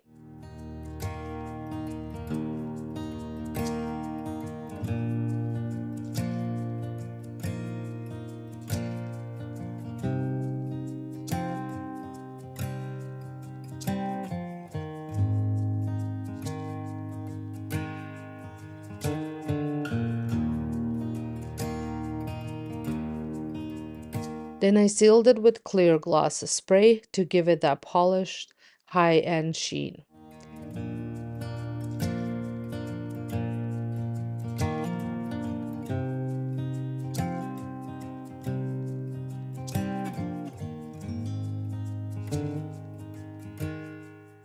And here it is. This might be one of my favorite vase flips yet. It's giving elegant coastal summer vibes, and I love how versatile it is year-round.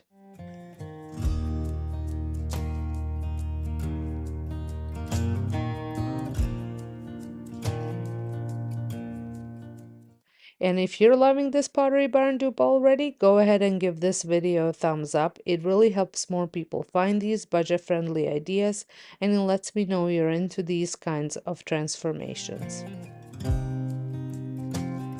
Alright, now let's move on to the second project. I've had this old wooden sign from Hobby Lobby just waiting for a second life, and when I found this beautiful late Aurora rice paper from Dixie Belle, hello, instant inspiration. I've seen framed art pieces like this everywhere lately. Pottery Barn, Crate and Barrel, McGee & Co., Restoration Hardware, and they're all in the $300 to $400 range. But we're making ours for around $21. I started by slightly sanding the frame just to scuff it up. It didn't seem like it had top coat, but I wanted to be sure the paint would stick.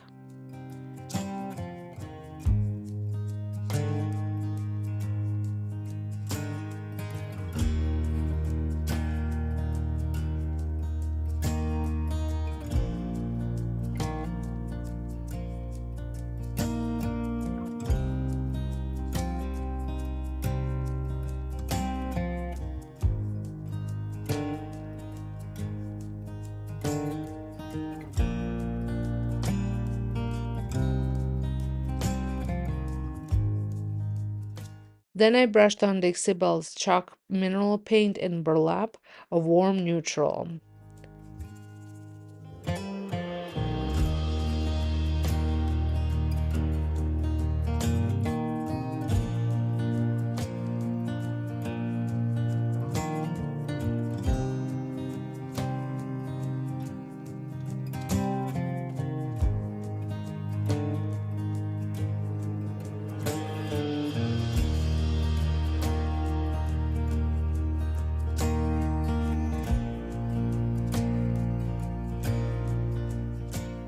Before it dried completely, I went over the frame with a damp paper towel to soften and lift some of the paint, giving it a slight weathered look.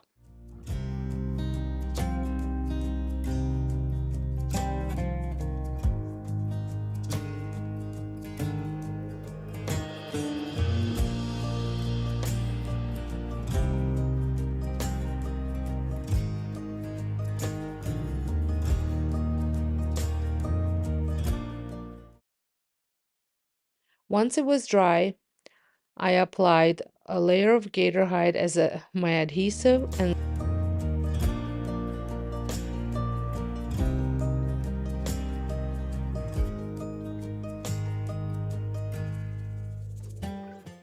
I opened up the rice paper and took a moment to eyeball exactly where I wanted the design to sit within the frame. I didn't measure too precisely. I just played around with the placement until it felt balanced and visually appealing. Once I was happy with the positioning, I gently laid it down and started smoothing it out, working from the center outwards to remove any bubbles or wrinkles for a clean, seamless finish.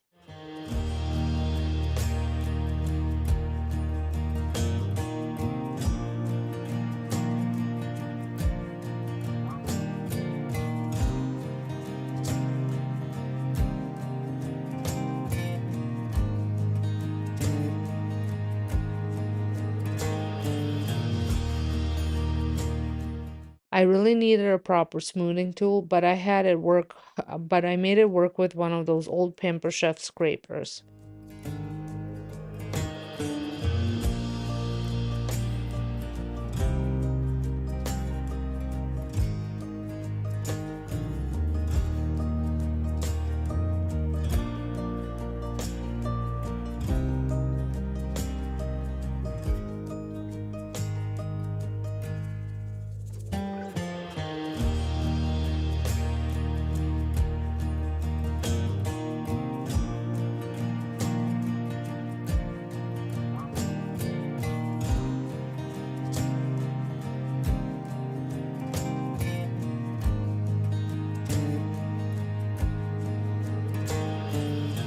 After I had paper where I wanted it, I brushed on another layer of gator hide to seal it in.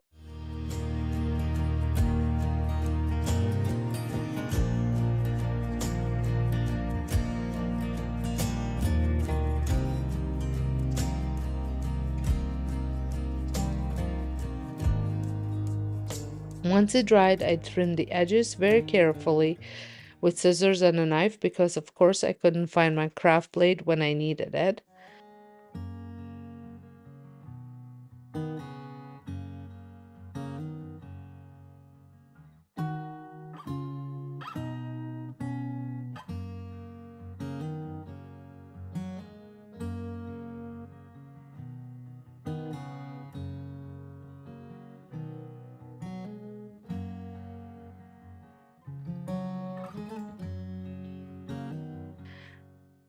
And look at it now. It turned out so elegant and high-end. Definitely one of those pieces that looks like you spent way more than you did.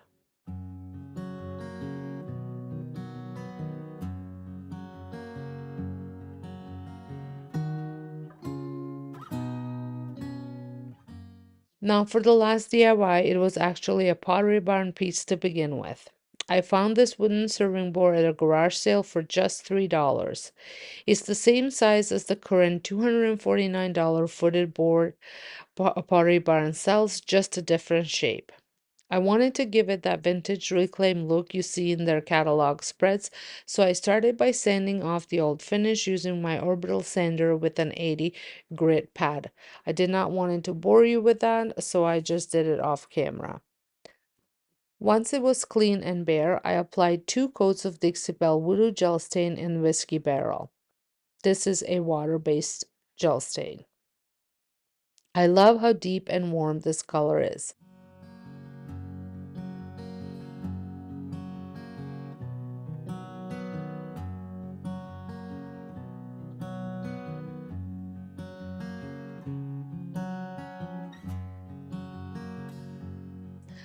And then I sealed it with gator hide using a sponge applicator.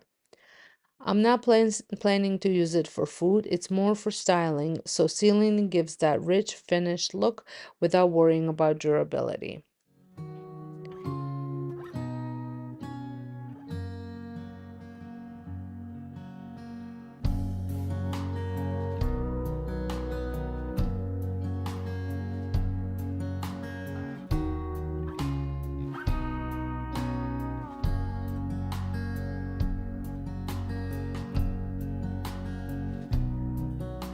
And that's it, 3 completely different Pottery Barn dupes, all with that elevated designer feel without the designer price tag.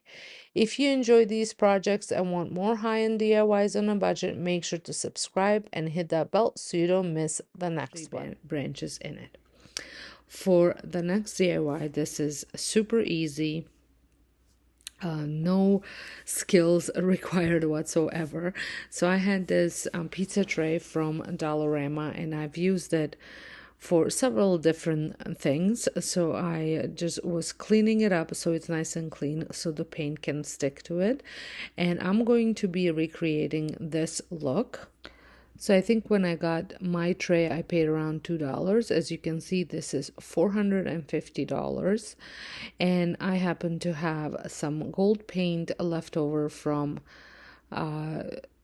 Christmas. So I'm going to be painting it, and that will be it. $2. That's all it cost me, and I think it will give me a pretty close look. So originally I was going to use spun gold, and you will see in just a second it wasn't going on the way I had wanted it to go on. Maybe if I added some Mod Podge to the bottom of it, it would the paint would stick better, but I was worried if I added Mod Podge it would cover up all the little dents that this tray had, this pizza plate had, pan had, and I kind of wanted it to have all those dents and bends in it because I think it would contribute more to that etched look that the original piece had. So once I had discovered that this wasn't going the way I had wanted it to go, I am going to clean all the paint right off of it and proceed with some spray paint.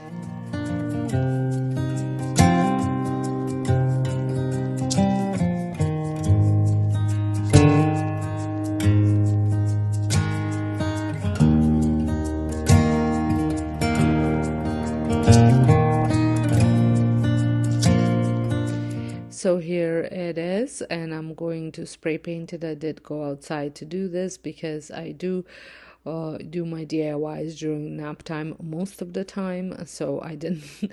And of course, you don't want to be spray painting inside, even though I do have a pretty heavy duty fan right above my craft room. I still didn't want it to spray paint inside. So I give this a decent coat. You might have to go in with another coat, but I will let this dry before I switch it and spray paint the other side. And here it is. I think this is pretty close. Here is a look at the original piece and the inspirational piece, just so we can compare the two. I think the lip is a little bit higher, but I think my spray paint color was pretty close, and I think the look, it did give me pretty similar look. Now moving on to the last DIY. I love using books, decorative books, to decorate either on floating shelves or in my hutch or on top of the coffee table, fireplace, and whatnot. So I had seen this stack of books, and the price is per book. And as you can see, it is $69, which is not overly budget breaking or whatnot, but I do feel that I can make it for almost free. So I just picked out a book from my book stack. I wanted it to have a hardcover, and I think this one would work really good. I originally wanted to make a couple of them just to give couple different sizes look, but I realized once I started doing gathering my supplies for this DIY that I only had scrap pieces of this drop cloth. I for some reason thought I had a full pack of it. But nevertheless, you can make as many as you want. I'm just going to show you how I made this one, and the process would be exactly the same for all the rest of the books that you would want to make. So like I said, you want to pick a hardcover book. I just think that would be easier to work with, preferably something that's not as bright colored as this, because a little bit was showing. And you could also paint the cover in case if you only have the bright colored books. And then to create that design on here, I am adding a good amount of hot glue and just little strips of it, but you want it to be fairly thick. And you want this to completely dry before you move on to the next step, because you don't want to squish it. I did mine about inch apart, and then once they were dry, I added Mod Podge in the middle, in between. And then I'm also going to add Mod Podge on top and bottom. And when I'm applying my drop cloth, now this is a linen drop cloth that I picked up at Dollarama. I have used this for many DIYs, from pillowcases to table placemats, all sorts of stuff. Even a tablecloth I've made with it. I just absolutely love this drop cloth and how versatile it is. If you cannot find any at your local dollar store, Home Depot carries it as well.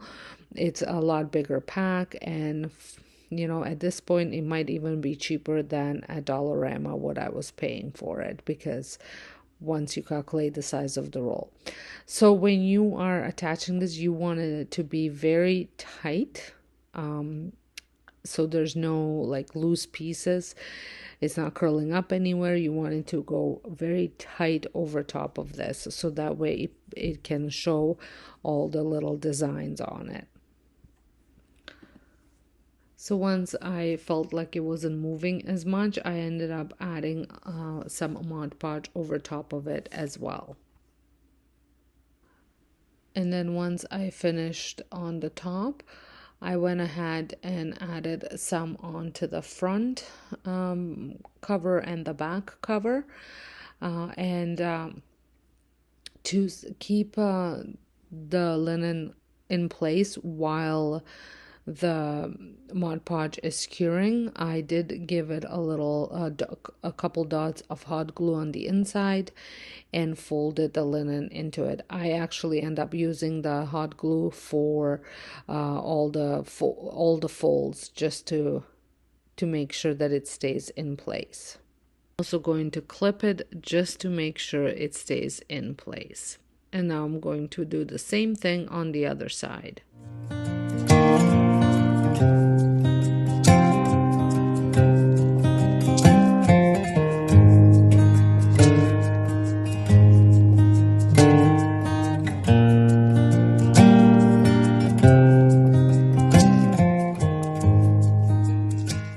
And once it was all done, I did go ahead and add some Mod Podge on top of it as well.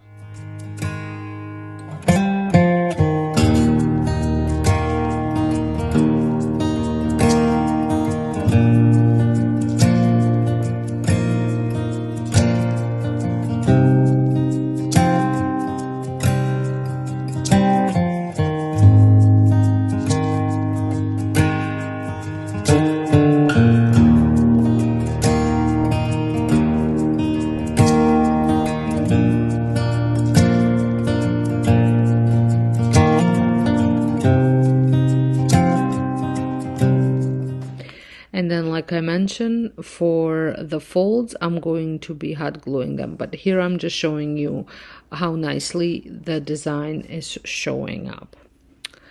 And I'm sure most of you know, I don't know if people did this here as well, but I grew up in Europe. I moved to Canada when I was 16. And when we used to go to school, we used to have to, even in grade, like from 1 to 8, even in high school, we used to have to purchase all of our books, like the math book, the science book, all those books. And in order, because they had to last me a whole year, and the covers weren't hardcover or anything like that, so we used to get some either butcher paper or wrapping paper or just a really nice paper or even newspaper and wrap the books in it to protect the covers. So this is what this had reminded me of doing, is wrapping our textbooks for school. So if you ever wrapped a book, you just do exactly the same thing that you would have done when you were wrapping the book. I think this is going to be such a great addition to my decorating.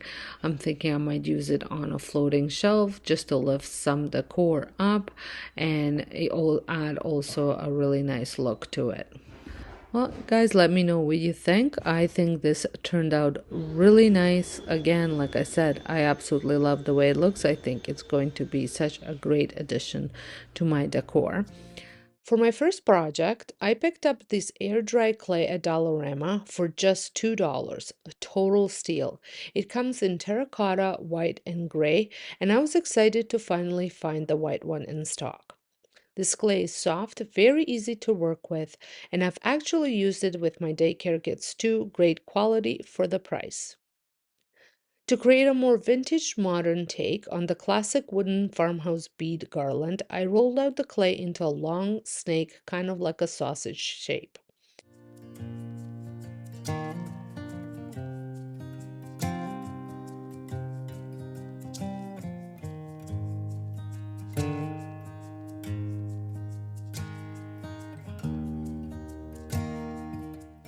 And then used a knife to cut it into little discs about a centimeter wide.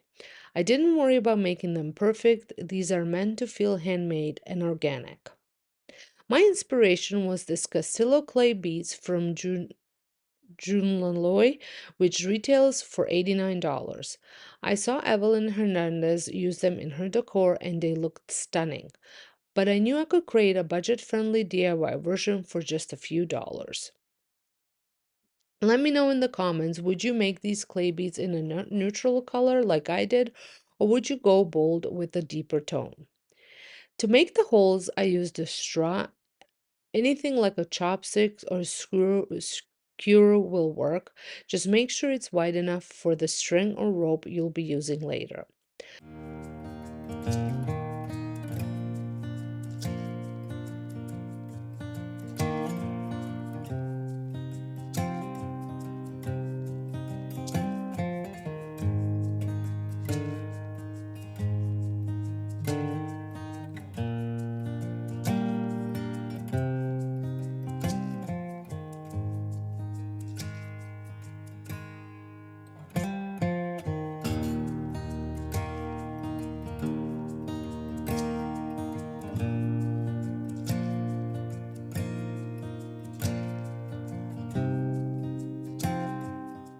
Once all the beads were shaped and pierced, I laid them out and covered them with a damp paper towel.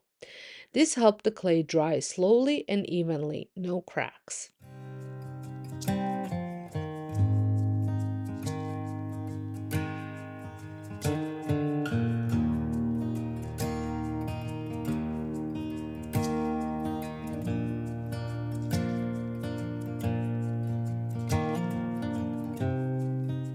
Once they were fully dry, I painted them with the beige chalk paint as the base.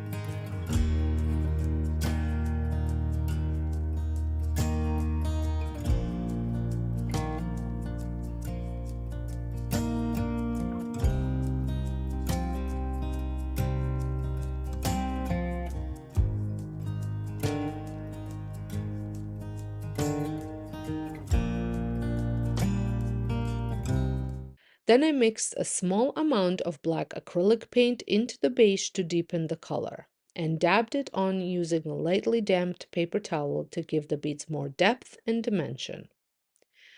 You can totally customize this with any paint color that suits your home. Go black, white, and even muted green. The world is your oyster when it comes to easy high-end DIY decor.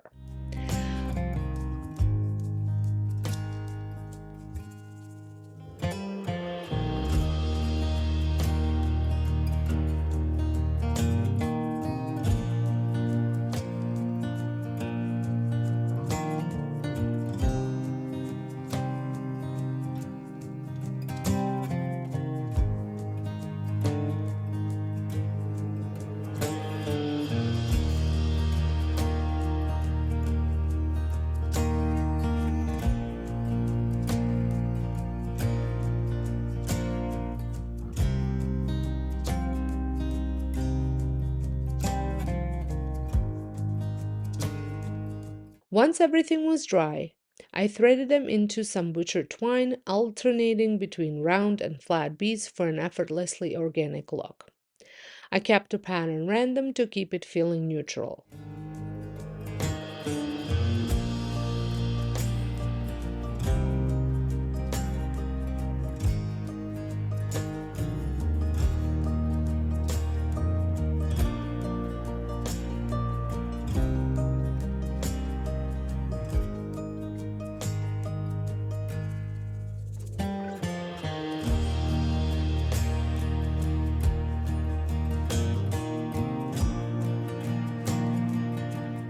For the tassels at each end, I looped and tied some extra twine, then cut the ends to create a cute little fringe. And that's it.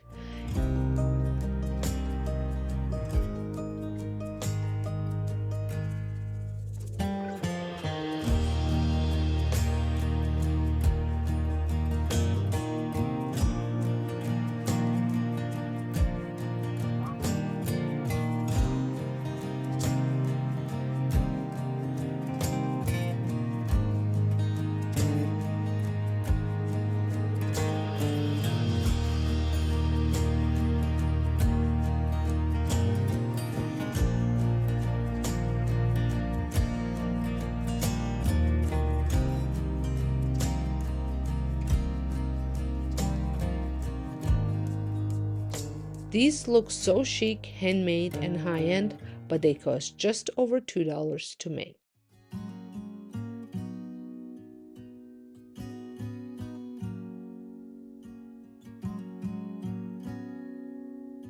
I'm starting off today with the designer dupe from Amber Interiors. I've been eyeing these beautiful carved stone bowls, but at $80 a piece, they're definitely on the pricey side. So I decided to recreate the look for a whole lot less. I picked up this ceramic bowl from Dollarama for just $1.50. You could also use similar ones from Dollar Tree or your local thrift store. The bowl already had some texture, but it was too repetitive. I wanted it to look more organic, more like a real stone. To give it a natural stone texture, I used Dixie Belle's mud and applied it with a small spatula, dabbing it in random spots. This process is quick and easy and really transforms the surface.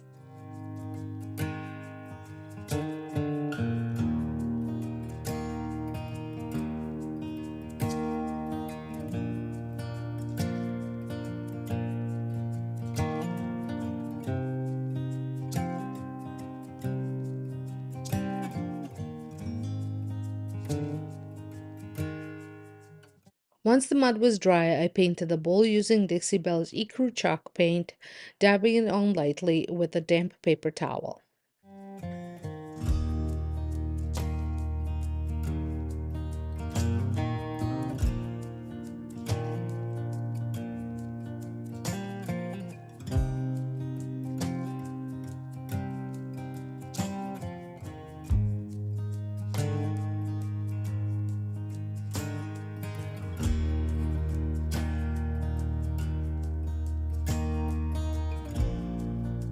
Then I layered in some coffee chalk paint from Dixie Belle as well in the same way for dimension, finishing with a touch of burnt umber acrylic paint to give it a warm aged patina.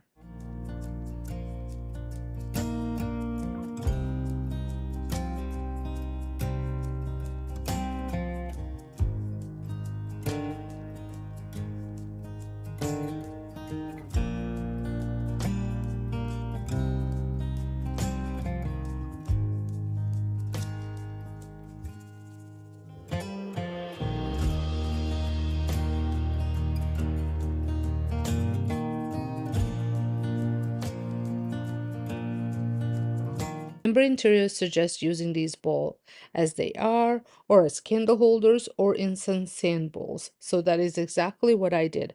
I added some sand and incense, and I absolutely love the result. It's such a beautiful and minimal addition to my decor.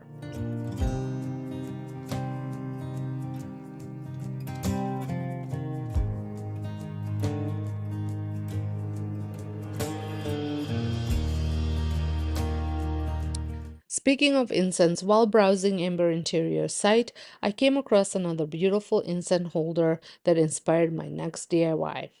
I wanted to mimic the look, but couldn't find the perfect bowl, so I picked up a simple clay saucer for flower pots from Dollarama. For the incense holder insert, I grabbed some air dry clay, also from Dollarama, and shaped it into a small ball. Flattened one side so it could sit securely in the saucer.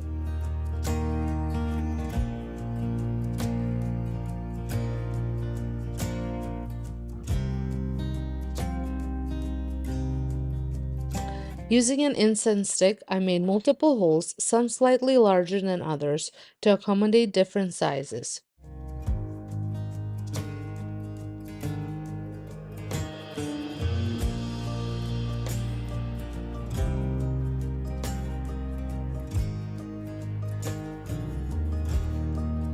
I wrapped the clay in a damp paper towel while drying to prevent cracking.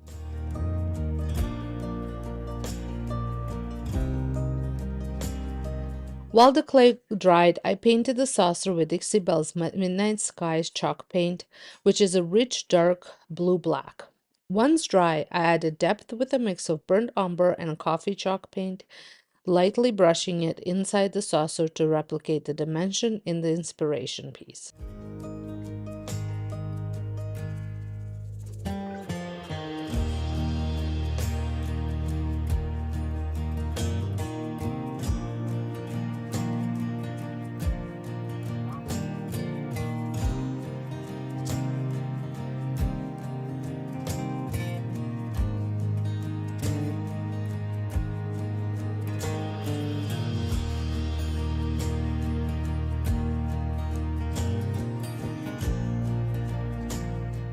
Before attaching the incense insert, I apply Dixie Belle's gilding wax in antique gold to give it that elevated luxe finish.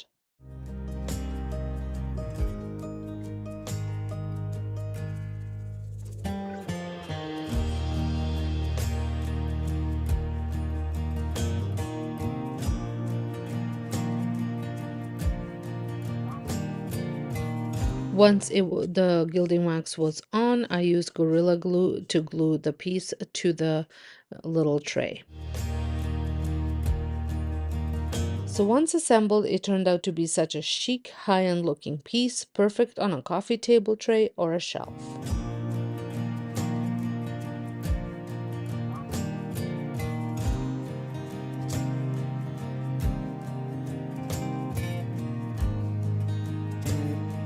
If you're loving these DIY high-end home decor dupes, don't forget to tap that like button and subscribe if you haven't already.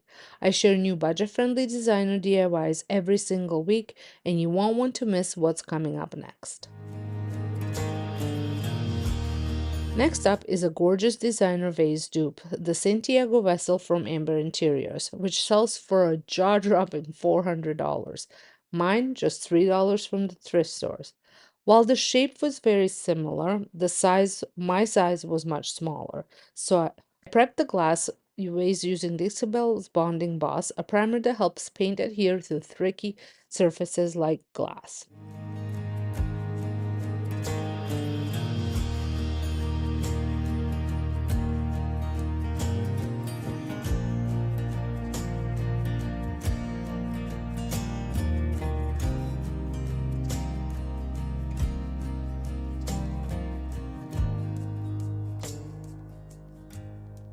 Once dry, I painted it with Ixabel's coffee chalk paint, which is a deep, moody brown that shifts with the light.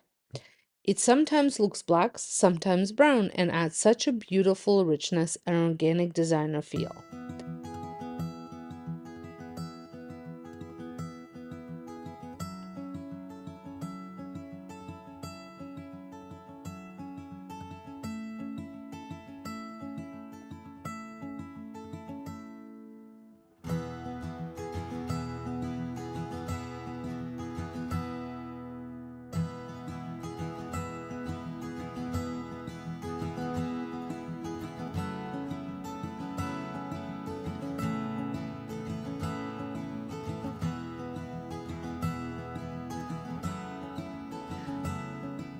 The final look has all the charm and texture of the $400 version without the splurge.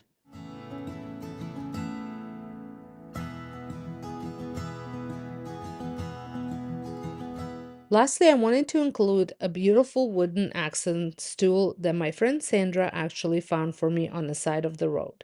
It was completely free and just needed a little love. The shape was perfect, but it looked very gray and weathered. I gave it a full sand down using my rotary sander, starting with 40 grit and working up to 120. I use sandpaper by hand to get in all the small details and carved areas.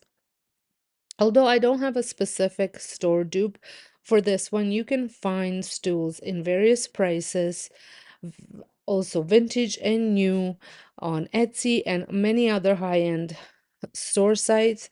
So it's really hard to pinpoint which one gave me the inspiration for this piece. Nevertheless, I spent $0 on it, and that was the best part. Once clean, I apply Dixie Belle's Voodoo Gel Stain in All Natural, which helps prevent the wood from turning orange or red when sealed. It's water-based, non-toxin, and easy to use indoors, which was great since we're currently in a major heat wave. To apply the stain, I am also using Dixie Belle's applicator sponge, which is a great and easy way to apply the stain because you can really get into all the little nooks and crannies of the wood. And if you're not familiar how to apply gel stain, you apply gel stain first and then you wipe it off.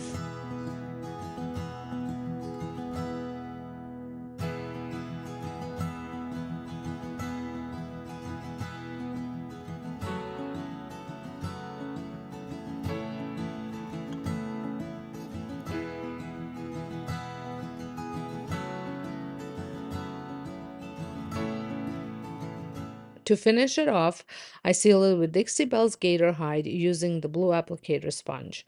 This added a soft sheen and protects the wood beautifully. I haven't decided exactly where it's going yet, but I styled it quickly just to show you how gorgeous it looks now. From roadside find to designer dupe, this piece is such a win. Thanks, Sandra. And and that right there is the last project, you guys. Can we just take a moment to appreciate how far we've come from the beginning of this video? Every single thing you just watched me make, the furniture, the pottery, the wall art, and the vessels, all of it done at home, all of it looking like it belongs in a designer showroom, and none of it breaking the bank. That is what this channel is all about. Now, I want to hear from you. Which project was your favorite? Drop in the comments below because I genuinely love reading every single one of your responses. And if you try any of these projects at home, please tag me. I repost your recreations all the time, and honestly, seeing your versions makes my whole day. If you loved this video, make sure you give it a big thumbs up. It helps me, this channel more than you know, and it tells YouTube to share this video with more people who need these ideas in their life. And if you are not subscribed yet, what are you waiting for? Hit that subscribe button and the bell so you never miss a new video from me. I have so many more projects coming your way, so I will see you in the next one, and happy DIYing everyone. Bye!